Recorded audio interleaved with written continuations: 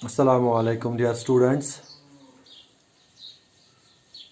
Physics के पिछले lecture में हमने पढ़ा था force on charge, moving charge in a magnetic field. ठीक है, आज इसी के रिलेटेड एक दूसरा टॉपिक है।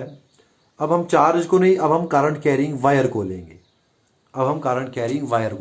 देखो, अगर एक कोई करंट कैरिंग वायर है, सपोज करो ए बी है, इसमें से करंट जा रही है। आपको ये तो थोड़ा बहुत पता होगा कि अगर आई करंट इस डायरेक्शन में जा रही है तो इसका मतलब जो इलेक्ट्रॉन्स है वो अपोजिट डायरेक्शन में, इस डायरेक्शन में जा रहे हैं, क्योंकि करंट जो होती है, conventional direction of current is the direction of positive charge and always the electrons flow opposite to the direction of current. जिस डायरेक्शन में करंट जा रही है उसके अपोजिट डायरेक्शन में जो है इलेक्ट्रॉन्स जाते हैं। इलेक्ट्रॉन जो होते हैं ये नेगेटिवली चार्जड पार्टिकल्स होते हैं, नेगेटिवली चार्जड होते हैं, है ना। तो इसका मतलब जब इस वायर में से करंट पास होती है, इसका मतलब इसमें से चार्ज मूव होता है। शाबाश, इसका मतलब इसमें से चार्ज मूव होता है, इलेक्ट्रॉन्स मूव होते हैं, यानी इसका मतलब इसमें से चार्ज इलेक्ट्रॉन्स जो है वो मूव होते हैं।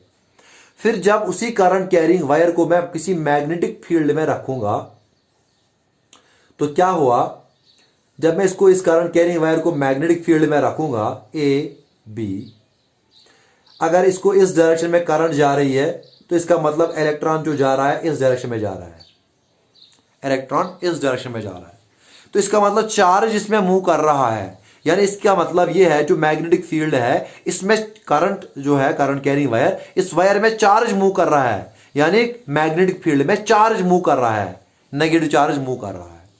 जब चार्ज मूव कर रहा है तो जिसमें इलेक्ट्रॉन्स होंगे, जो मूविंग इलेक्ट्रॉन इसमें है, उस पर फोर्स एक्सर्ट होगा, एक्सपीरियंस होगा।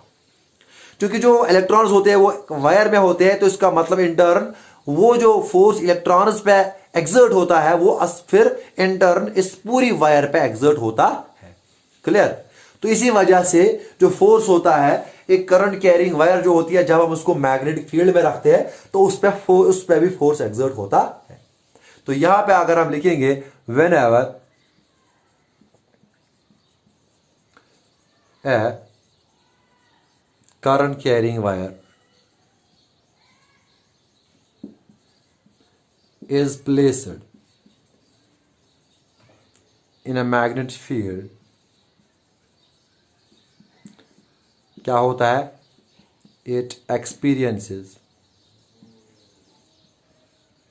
force, ये जो फोर्स इस पे एक्सपीरियंस होता है, this is actually as a result of force, this is as a result of force exerted on the moving electrons in the wire। समझ आया। तो यहां पे मैं अगर सिंपल मैं लिखूंगा, this force is as a result of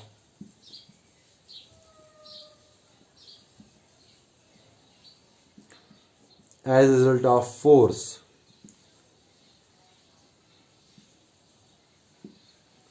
experienced by moving electrons in the wire। इसी वजह से इस पे फोर्स एक्सर्ट होता है। अब ये जो फोर्स इस पे एक्सर्ट होता है, अब हमें ये देखना है कि फोर्स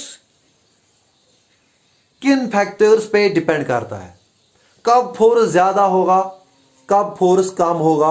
अब हमें वो चीज देखना है, फोर्स किससे इंक्रीज होगा, किससे डिक्रीज होगा, और किन फैक्टर्स पे फोर्स डिपेंड करता है, वो चीजें हमें देखनी है। तो पहला है फोर्स, चूंकि जो वेक्टर है तो इसमें दो कंपोनेंट्स है, क्या, मैग्नीट्यूड, एक है डायरेक्शन। तो पहला हम देखेंगे मैग्नीट्यूड ऑफ फोर्स। क्या देखेंगे, magnitude of force, factors affecting magnitude of force.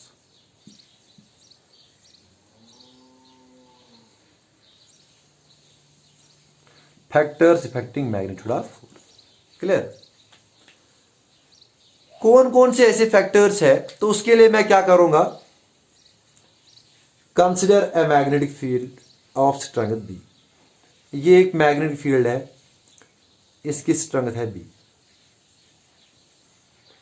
तो ये मैग्नेटिक फील्ड इसकी स्ट्रेंथ है बी। और ये करंट कैरी, ये एक वायर मैंने रखी जिसमें करंट मूव हो रही है, इस डायरेक्शन में करंट जा रही है, A B current carrying wire.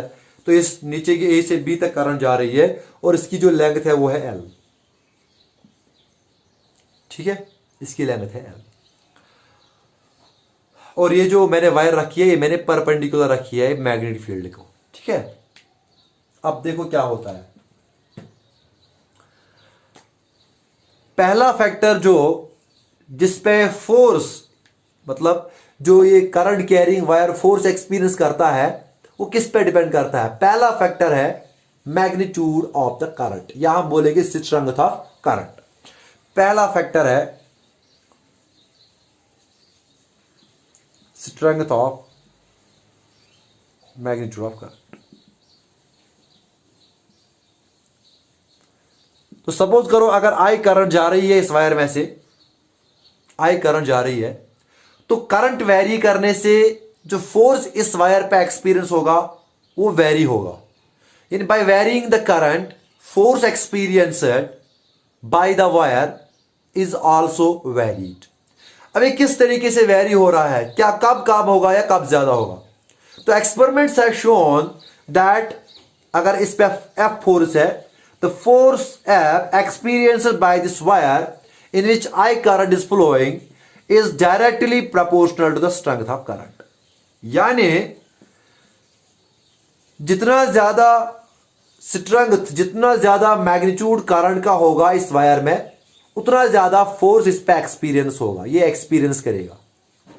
ठीक है, अगर कम करंट इसमें से पास हो रही है तो कम फोर्स एक्सपीरियंस होगा, अगर ज्यादा करंट हो रही है तो ज्यादा करंट। यानी force experienced by wire is directly proportional to current. ये डायरेक्टली प्रोपोर्शनल टू करंट है, करंट ज्यादा फोर्स ज्यादा। क्लियर? अब करंट ज्यादा होने का मतलब क्या है?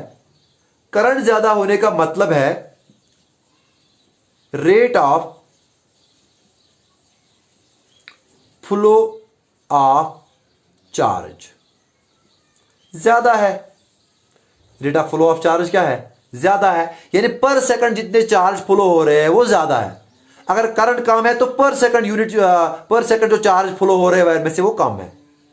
जितने ज्यादा चार्ज होंगे उतना ज्यादा फोर्स, जितने कम चार्ज उतना कम फोर्स। तो इसीलिए जब ज्यादा करंट होती है तो इसका मतलब चार्ज ज्यादा होते हैं, इस वायर में फ्लो ऑफ चार्ज ज्यादा होता है, तो जितने ज्यादा चार्ज होंगे उतना ही ज्यादा फोर्स होगा। तो यही वजह है कि जो होता है फोर्स ये करंट पे डायरेक्टली प्रोपोर्शनल होता है, जितना ज्यादा करंट उतना ज्यादा फोर्स। क्लियर? दूसरा जो फैक्टर है वो है स्ट्रेंथ ऑफ मैग्नेटिक फील्ड।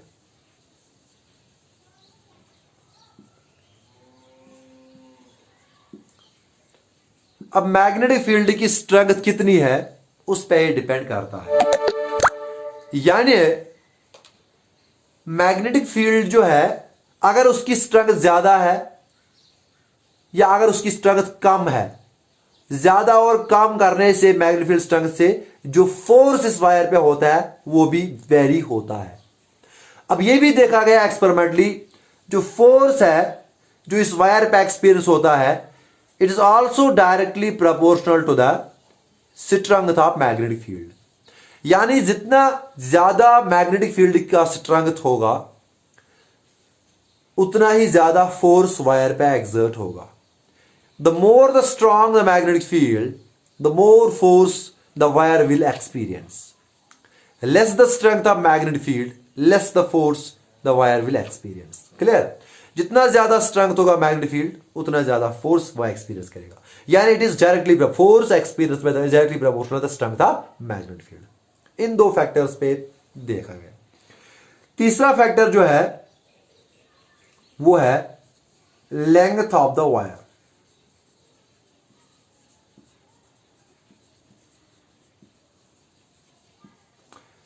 अगर लेंथ ऑफ द वायर हम एल रखेंगे तो L length of the wire पे डिपेंड करता है कि कितना फोर्स इस पे एक्सर्ट होता है या कितना फोर्स ये एक्सपीरियंस करती है ये वायर। तो एक्सपेरिमेंट्स ने ये देखा जितनी ज्यादा लेंथ होगी इस वायर की उतना ज्यादा फोर्स एक्सपीरियंस होगा इस वायर पे। क्यों? क्योंकि लेंथ ज्यादा होने का मतलब चार्जेस ज्यादा है, तो जिस वजह से फोर्स ज्यादा एक्सपीरियंस होगा। तो ये जो फोर्स होता है it is also directly proportional to the length of the wire. That means more the length of wire, more the force will be experienced by the wire. Less the length, less the force will be experienced by the wire. So it is also directly proportional length of the wire. And there is one more factor, force factor, that is the angle between length of the wire या wire and the magnetic field. यानी ये जो wire है मैंने किस angle पे रखा है मैग्नेटिक फील्ड के साथ? क्या मैंने 0 डिग्री एंगल पे रखा है, या मैंने ये 90 पे रखा है, या मैंने इन बिटवीन एंगल पे रखा है? समझ आया? किस एंगल पे मैंने ये रखा है? तो ये देखा गया है जब ये वायर जो है जब ये परपेंडिकुलर होती है मैग्नेटिक फील्ड को, तो ये देखा गया उस वक्त जो फोर्स एक्सपीरियंस होता है वायर पे वो होता है मैक्सिमम। और ये जो वायर है अगर ये पैरेलल होती है मैग्नेटिक फील्ड की तो उस वक्त देखा गया फोर्स जो है वो 0 है। यानी अगर वायर इस डायरेक्शन में रखी गई तो उस पर 0 फोर्स एक्ट होगा, अगर इस डायरेक्शन में रखी गई तो उस पर मैक्सिमम फोर्स होगा। इनके दरमियान इन बिटवीन कहीं पे रखो तो वो इन बिटवीन फोर्स होगा, मैक्सिमम और 0 के दरमियान वो फोर्स एक्सपीरियंस उस पर होगा। अब इसका मतलब एंगल पे भी डिपेंड करता है ये जो है फोर्स, मैग्नीट्यूड ऑफ फोर्स। अब आपको मैं फिर से याद दिलाऊंगा, पिछले लेक्चर में मैंने आपको बोला वो ट्रिग्नोमेट्रिक रेशियो जिसको 90 पे मैक्सिमम वैल्यू होता है वो होता है साइन, 0 पे 0 होता है। पैरेलल मींस 0 एंगल, 0 पे 0 और 90 पे मैक्सिमम वो होता है साइन। तो इसका मतलब ये जो फोर्स होता है इस वायर पे जो एक्सपीरियंस होगा it is also directly proportional to the sine theta. It is also directly proportional sine theta, where theta is the angle between length of the wire, length of the wire and magnetic field. L और B के दरमियान angle है theta, तो sine theta के ऊपर ये depend करेगा कि कितना मैग्नीट्यूड ऑफ द फोर्स है। Clear? Magnitude of the force कितना, तो इस पे डिपेंड करेगा। तो ये 4 फैक्टर्स है, जिन 4 फैक्टर्स पे ये डिपेंड करता है magnitude of force. Magnitude of force है क्या? इन 4 ये 4 फैक्टर्स है जिन पे डिपेंड करता है। So it is dependent on the magnitude of current, strength of magnetic field, length of wire and the angle between the length of the wire and the magnetic field. अब इन सारे factors को अगर हम एक साथ combine करेंगे तो क्या मिलेगा? हमें मिलेगा IBL sin थीटा।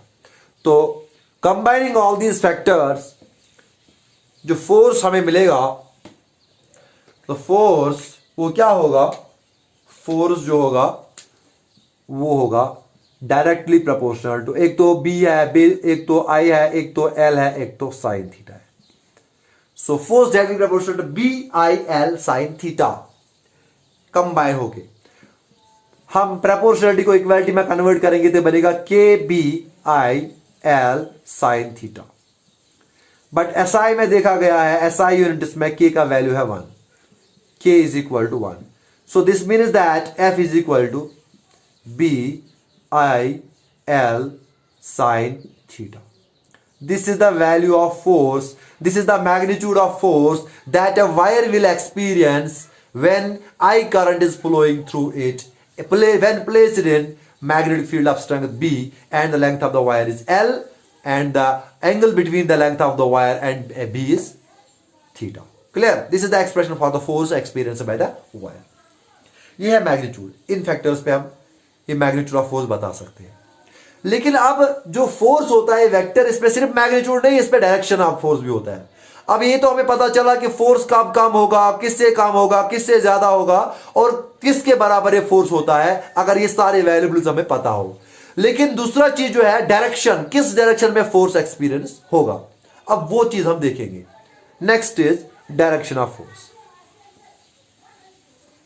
जो इस वायर पे फोर्स एक्सपीरियंस होता है उसकी डायरेक्शन,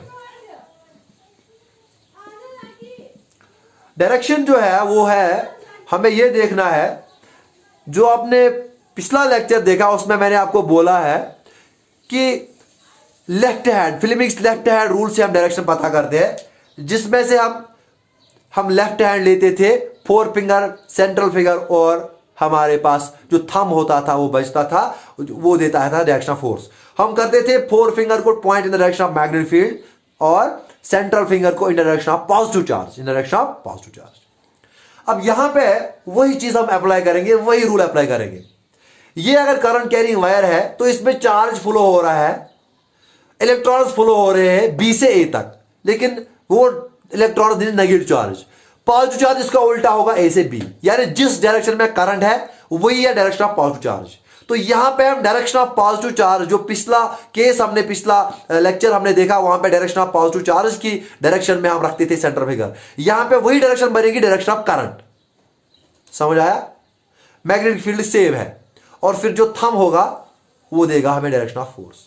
यानी यहां पे जो डायरेक्शन हम मालूम करते हैं वो भी हम सेम उसी फ्लेमिंग्स लेफ्ट हैंड रूल से निकालते हैं। फ्लेमिंग्स लेफ्ट हैंड रूल, यहां पे भी जो हम डायरेक्शन ऑफ फोर्स निकालते हैं वो भी हम फ्लेमिंग्स लेफ्ट हैंड रूल से निकालते हैं। किस तरीके से वो आप देखो। यहां पे सपोज करो मैं एक लेफ्ट हैंड लूंगा,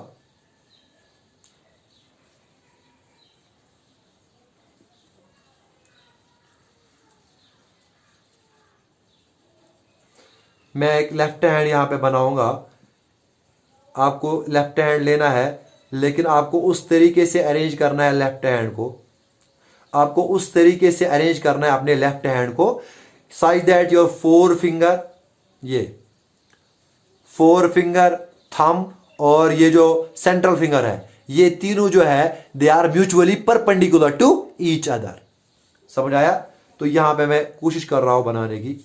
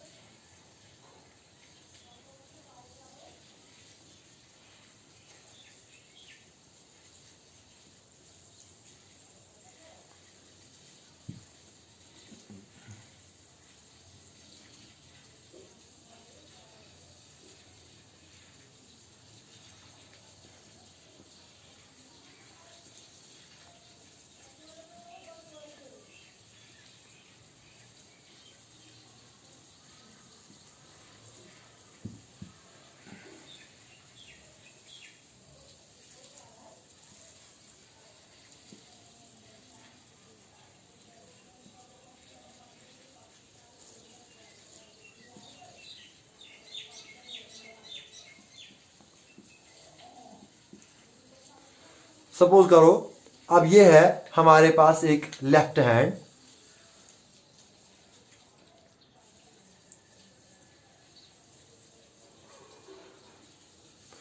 सपोज करो ये हमारे पास लेफ्ट हैंड है।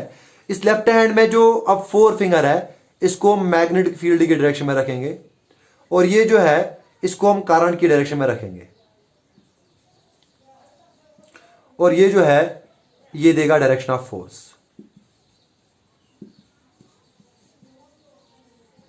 समझ आया? तो क्या किया मैंने, एक लेफ्ट हैंड मैंने लिया,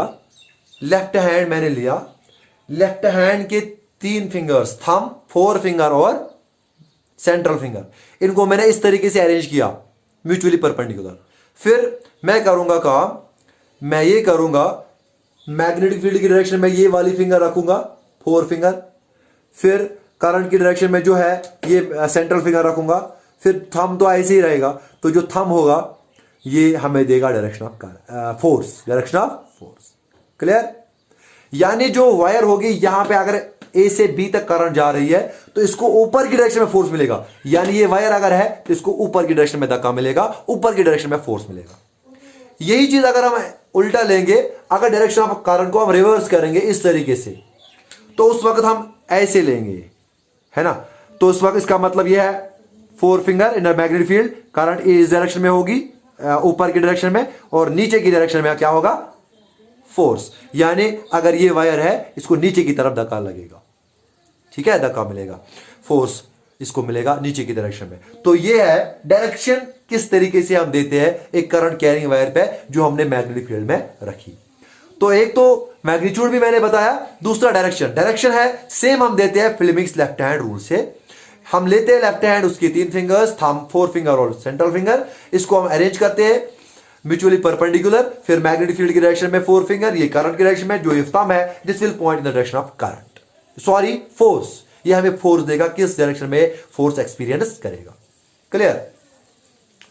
अब एक चीज और है, ये तो आपको यहां से ही पता चलेगा कि मैग्नेटिक फील्ड और करंट, ये है मैग्नेटिक फील्ड और ये है करंट, इन दोनों को परपेंडिकुलर होता है हमेशा फोर्स, या ऊपर की डायरेक्शन में और नीचे होता हम वो अलग चीज है, लेकिन इन्हीं दो के परपेंडिकुलर, या तो ऊपर की डायरेक्शन में या तो नीचे की डायरेक्शन, परपेंडिकुलर डायरेक्शन में। क्लियर। तो ये था force on A current carrying wire in magnetic field, इसका मैग्नीट्यूड भी और इसका direction. Direction of films left hand rule की जो ये जो डेफिनेशन है वो आप सेम वही लिखोगे जो मैंने पिछले केस में बताई है, सिर्फ आपको ये वहां पे बदलना है कि हम इसको इस करंट की डायरेक्शन में पॉइंट करते हैं, बाकी वही रहेगा, ठीक है। और बाकी हम डिस्कस करेंगे इंशाल्लाह नेक्स्ट लेक्चर में, ठीक है। Okay, thank you.